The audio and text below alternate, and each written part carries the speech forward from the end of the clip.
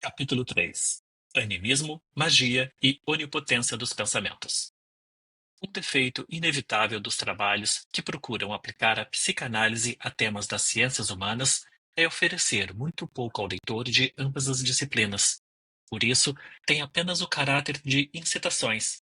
Fazem ao especialista sugestões para que ele as considere em seu próprio trabalho. Esse defeito se fará bastante evidente no ensaio que aborda o imenso âmbito do que é chamado animismo. No sentido mais estrito, animismo é a doutrina das almas; no sentido mais amplo, a dos espíritos em geral. Também se distingue de animatismo, a teoria do caráter vivo da natureza que se nos mostra inanimada, assim como o animalismo e o manismo. O termo animismo, antes aplicado a determinado sistema filosófico, parece ter recebido de Taylor seu significado atual.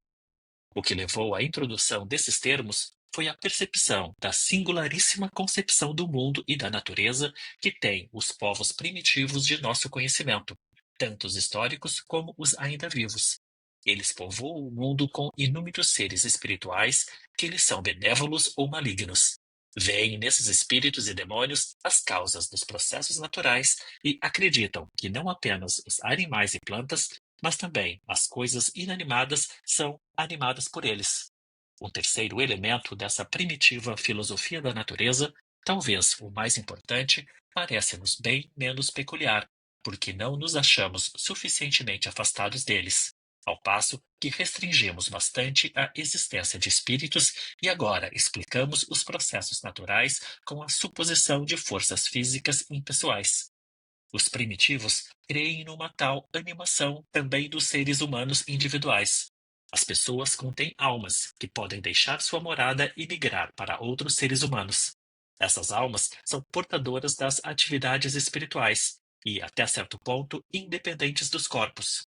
Originalmente, elas eram imaginadas como bastante semelhantes aos indivíduos. Apenas no curso de um longo desenvolvimento perderam as características materiais, chegando a um alto grau de espiritualização. A maioria dos autores inclina-se a supor que estas noções da alma constituem o núcleo original do sistema animista, que os espíritos são apenas almas tornadas independentes e que as almas dos animais, plantas e coisas foram formadas por analogia com as almas humanas. Como chegaram os homens primitivos às concepções peculiarmente dualistas em que se baseia o sistema animista? Acredita-se que pela observação dos fenômenos do sono, como os sonhos, e da morte, a ele tão similar, e pelo esforço de explicar esses estados, de tamanho interesse para todo indivíduo. O problema da morte, mais que tudo, teria sido o ponto de partida da teorização. Para os primitivos, o prosseguimento da vida, a imortalidade, seria algo evidente.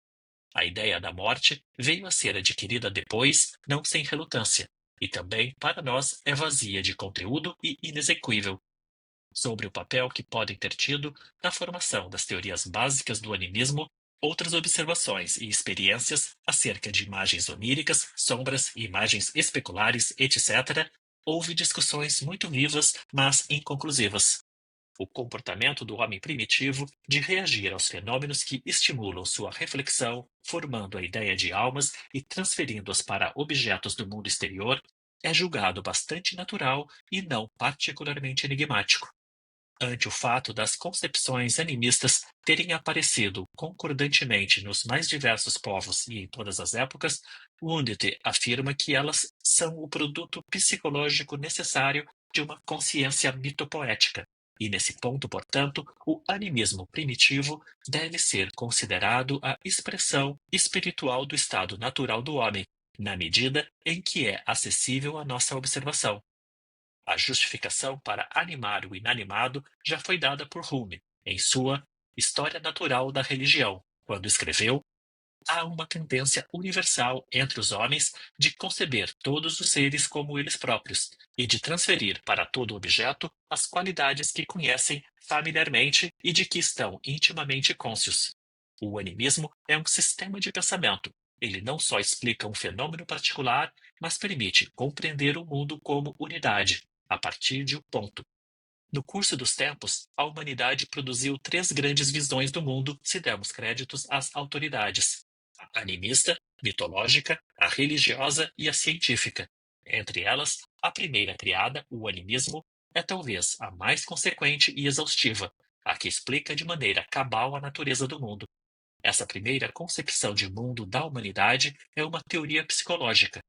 Está além de nosso escopo demonstrar o quanto dela ainda se acha na vida moderna, seja depreciada em forma de superstição ou bastante viva, como fundamento de nossa linguagem, crença e filosofia. Remontando a esses três estágios de visões do mundo, fala-se que o animismo em si não é ainda uma religião, mas contém as premissas sobre as quais depois se constroem as religiões. É também claro que o mito se baseia em pressupostos animistas, mas os pormenores da relação entre mito e animismo permanecem não esclarecidos em pontos essenciais.